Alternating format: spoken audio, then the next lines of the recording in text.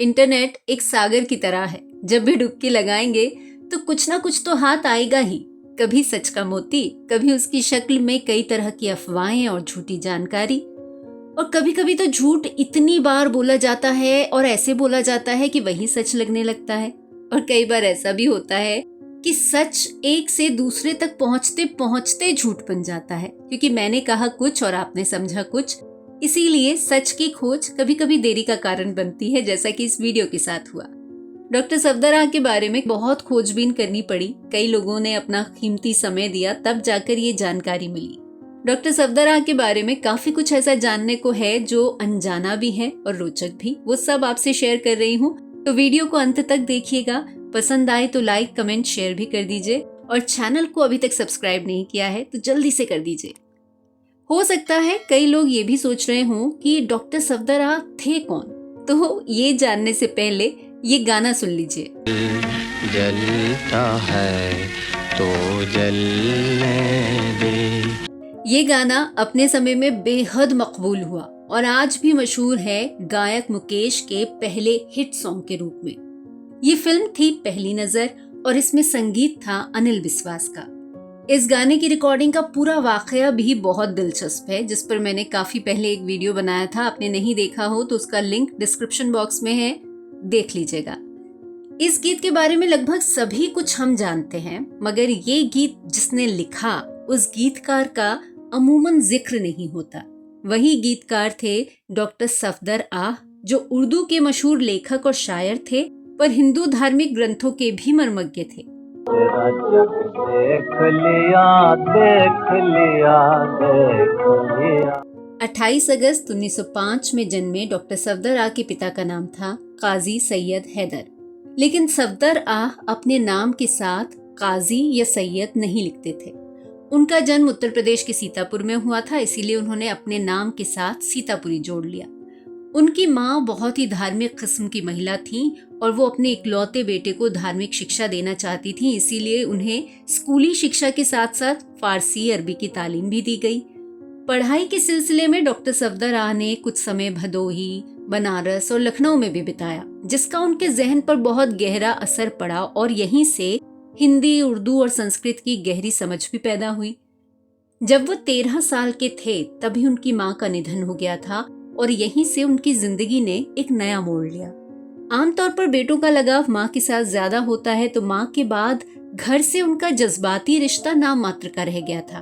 और यही वो समय भी था जब उनकी शायरी ने भी संजीदा लिबास पहनना शुरू कर दिया।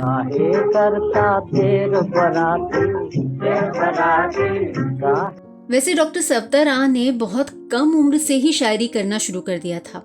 उनकी शायरी पर घर, समाज, राजनीति सभी ने बहुत असर डाला। जो दौर किसी बच्चे के दिमाग के विकसित होने का होता है, उस दौर में उन्होंने विश्व युद्ध होते देखा, अपने देश में अंग्रेजों के अत्याचार को गहराई से महसूस किया। बचपन से उनके घर का माहौल भले ही धार्मिक और अनुशासित था, मगर उनके ख्यालात, उनकी शायरी तरक्की पसंद और बगावती तेवर लिए थी, जिसमें फिलॉसफी भी काफी हद तक झलकती है।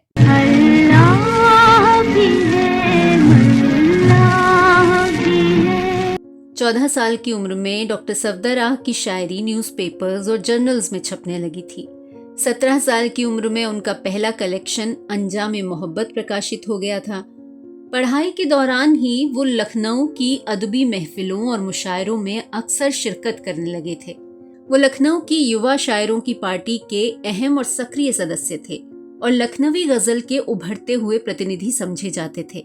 हालांकि उन्होंने गजलें बहुत कम लिखी और इसका उन्हें अफसोस भी रहा कि वो गजल को ज्यादा वक्त नहीं दे पाए। जिस दौर में सफदर आह शायरी के मैदान में उतरे थे, उसी समय में सीतापुर में तरही मुशायरों की शुरुआत हुई थी। होता ये था कि सभी शायर एक तय किए हुए दिन और समय पर इकट्ठा होते थे, और क्योंकि उस समय ख्वाजा आतिश गजल के क्षेत्र में मिसाल समझे जाते थे, तो उनका दीवान सभी शायरों के सामने खोला जाता था और सीधे हाथ की तरफ जो भी पहली गजल होती उसी की तरह पर शेर कहे जाते। सफदर आह उस समय कम उम्र थे, मगर ऐसे मुशायरों में लगातार शिरकत किया करते थे और बड़े बड़े शायरों के बराबर उम्दा शेर कहते थे। ऐसे ही एक मुशायरे में सफदर आं ने करीब 1 घंटे में 11 शेर कहे। कम उम्र में इतनी काबिलियत यूं ही नहीं आई थी, बल्कि इसमें उनके उस्ताद का बहुत बड़ा हाथ था। कहते हैं कि उनके उस्ताद उनसे रोजाना एक गजल लिखने को कहते, उस पर इस्लाह करते, बहुत तारीफ भी करते, बल्कि हर आने जाने वाले को सुनवाते, पर आखिर में उसे अपने घर के खारे पानी के कुएं में डलवा देते थे और ये कहते कि इससे उस कुएं का पानी मीठा हो जाएगा। ये एक उस्ताद का तरीका था अपने शागिर्द की शायरी निखारने का। हम और तुम और ये खुशी ये कहे। डॉक्टर सफदर आं का गद्य और पद्य दोनों में बराबरी का दखल रहा, पर शायरी में उनका अपना एक अलग ही मकाम था। उनका एक नाटक है अक्ल की शिकस्त, जो उन्होंने पूरी तरह रुबाई की शक्ल में लिखा था, जैसे चेतन आनंद की फिल्म हीर रांझा थी, पोएटिक स्टाइल में। सफदर आं करीबन 23 साल के रहे होंगे जब उन्होंने अपना खुद का उर्दू साप्ताहिक शुरू किया था, जिसका नाम था हातिफ। 1934 में उन्होंने हिंदी साप्ताहिक जनता का प्रकाशन शुरू किया। ये दोनों ही वीकली काफी पसंद किए गए।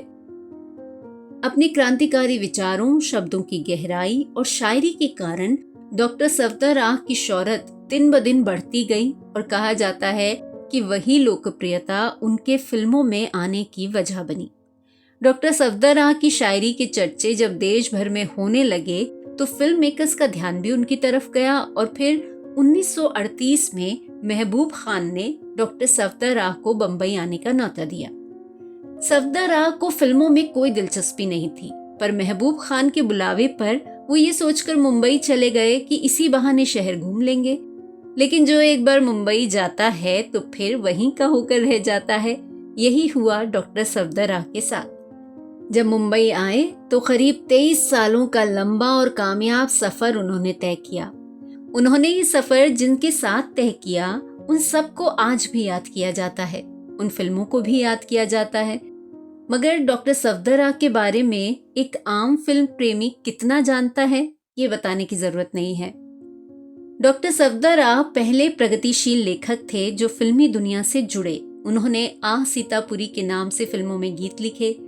महबूब खान के निर्देशन में बनी अली बाबा, औरत, बहन, गरीब, नई रोशनी, रोटी जैसी फिल्मों के गीत उन्होंने लिखे। क्यों रखता रोटी रोटी, क्यों रखता रोटी रोटी, भूख लगी है, भूख लगी है। खा अंगारे खा, भूखे गगन के तारे खा, हिम्मत तेरी छोटी। पहले सागर मूवी टोन में, और जब सागर मूवी टोन जनरल फिल्म्स के मर्जर के साथ नेशनल स्टूडियो अस्तित्व में आया, तब भी सफदर आं ने महबूब खान की फिल्मों के लिए गीत लिखे। दिया लहराए आई जवानी, दिया लहराए। डॉक्टर सफदर आं ने 1939 में आई कॉमरेड्स में पहली बार अनिल बिस्वास के लिए गीत लिखे थे। अनिल बिस्वास 1937 से ही सागर मूवी टोन के साथ काम कर रहे थे और महबूब खान की बहुत सी फिल्मों का संगीत उन्होंने ही दिया था। कॉमरेड्स के बाद अली बाबा, औरत, आसरा, बहन, नई रोशनी, रोटी में भी अनिल बिस्वास का ही संगीत था और डॉक्टर सफदर आं के गीत। उन्होंने अनिल बिस्वास के लिए लाडली, लाजवाब, बड़ी बहू, नाज और मान जैसी फिल्मों के गीत भी लिखे। चल अपने नागरिया गोकुल वाले, गरीबों पर दया करके बड़ा एहसान करते। आए थे धड़कन लेकर दिल में, चले तो ले। पर इस गीतकार संगीतकार जोड़ी की सबसे महत्वपूर्ण फिल्म थी मजहर प्रोडक्शंस की पहली नजर, जो 1945 में आई थी। फिल्म में 10 गाने थे, सभी डॉक्टर सफदर आं ने लिखे थे। मगर जो गाना रातों रात हिट हो गया और जो आज तक लोगों को याद है, वो था मुकेश का गाया गीत। आंसू न बहा पर याद न कर। डॉक्टर सफदर आं ने यह गजल 1944 में लिखी थी, जो उस समय लाहौर के उर्दू रोजनामचा और वतन में प्रकाशित भी हुई थी। कहते हैं कि प्रोड्यूसर डायरेक्टर मजहर खान, जो कि अच्छे अभिनेता भी थे, वो इसे फिल्म में शामिल नहीं करना चाहते थे, मगर आखिरकार ये फिल्म का हिस्सा बनी और न सिर्फ हिस्सा बनी बल्कि बेहद मकबूल भी हुई। तू पर्दा नशीं का आशिक है।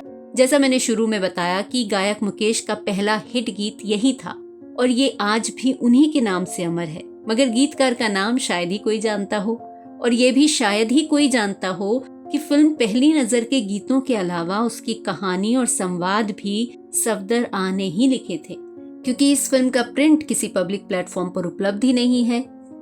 डॉक्टर सफदर आ ने पहली नजर ही नहीं बल्कि उस समय की कई फिल्मों की कहानी और संवाद भी लिखे। इनमें 1943 की प्रार्थना, 1946 की 1857 और 1946 की ही उमर खयाम जैसी फिल्में शामिल हैं।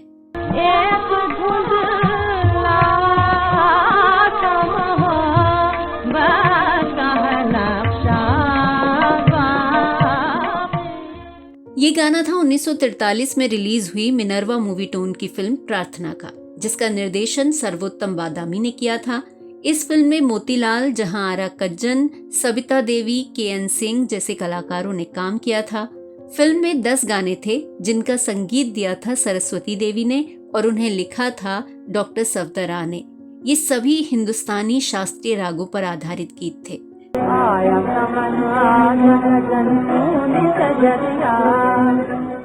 डॉक्टर सफदर आ ने कुछ फिल्मों का निर्देशन भी किया था। इनमें सबसे महत्वपूर्ण है 1947 में आई फिल्म भूख, जो सामाजिक फिल्मों में अपने वक्त का मील का पत्थर मानी जाती है, मगर ये भी किसी पब्लिक डोमेन में उपलब्ध नहीं है।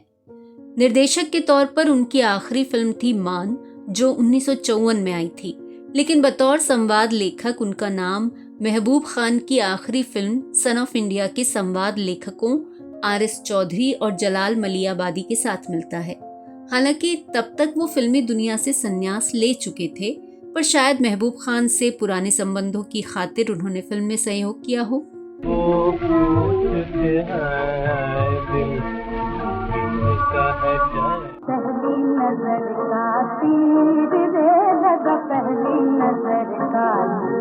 डॉक्टर सफदर आ किरदार और सिचुएशन के मुताबिक खुद बोलों में एक रिदम क्रिएट करते थे।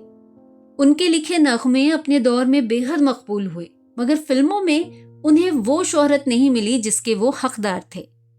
फिल्मों के कमर्शलाइजेशन के लिए उन्होंने कहा था, अफसोस है ये मालूम न था गुलरेज को गुलफरोश बनना होगा। उनका मानना था फिल्मी गीत चाहे जितने भी मशहूर हो जाएं, वो साहित्य में जगह नहीं पा सकते, मगर साहित्य फिल्मों का हिस्सा बन सकता है। और वो मुख्य रूप से एक साहित्यकार, एक शायर ही थे, और ये बात वो कभी भूले भी नहीं। इसीलिए फिल्मों में काम करते हुए भी वो लगातार गंभीर लेखन करते रहे, जो आम और खास में मशहूर भी हुआ। 1959 में डॉक्टर सफदर आ को दिल का दौरा पड़ा और उन्होंने फिल्मों से संन्यास ले लिया।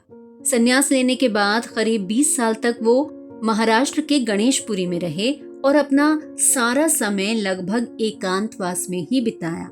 उनके इकलौते बेटे थे अफसर, जो अपने परिवार के साथ बनारस में रहते थे, और डॉक्टर सफदर आ गणेशपुरी के जंगलों में अपनी एक छोटी सी लाइब्रेरी के साथ ज्यादातर समय पढ़ने लिखने में ही बिताते थे। डॉक्टर सफदर आ की एक महत्वपूर्ण किताब है अमीर खुसरो बहैसियत उर्दू शायर।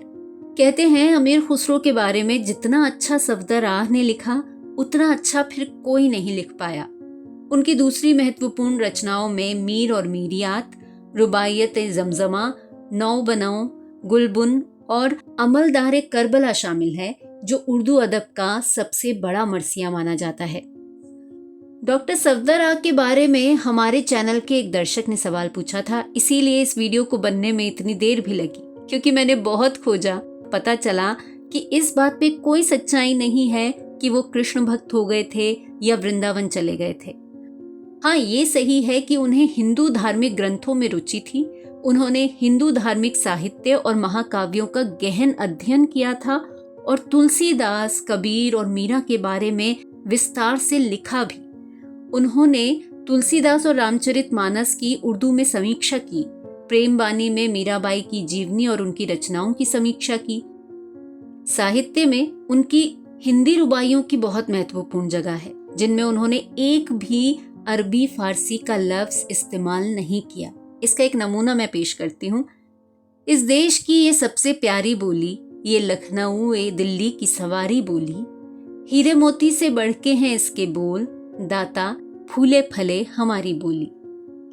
फिल्मों से संन्यास लेने के बाद वो गणेशपुरी में रहे और आसपास के सभी लोग उनकी बेहद इज्जत करते थे। यहाँ तक कि जब उस इलाके में धार्मिक दंगे हुए तब भी सफदरजंग अकेले मुसलमान थे जो बेरोक टोक उन रास्तों से गुजर जाया करते थे। वो ज्यादा किसी से मिलते जुलते नहीं थे, सिर्फ कुछ गिने चुने लोगों से मुलाकात करते थे। आखिरी वक्त में ना तो उनकी रुचि समाज में रही न राजनीति में। उनके घर में कोई रेडियो भी नहीं था जिससे उन्हें बाहर की दुनिया की कोई खबर मिल पाती। साल में करीब 1 महीना तो वो पूरी तरह से मौन और एकांत में गुजारते थे और वो अपने अकेलेपन में खुश भी थे। वो कहते हैं, दुनिया की महफिलों में तन्हा था मैं, तन्हाई में क्या अंजुम आराई है। 29 जुलाई 1980 को गणेशपुरी में रहते हुए ही डॉक्टर सफदरजंग सीतापुरी इस दुनिया से कूच कर गए। मगर जैसा उन्होंने खुद कहा, याद रख आह कि इंसान नहीं मरता है कभी, जिंदगानी में अजल और अबद है मखलूद। तो कलाकार और फनकार तो यूं भी कभी नहीं मरते, अपनी कला के जरिए हमेशा जिंदा रहते हैं।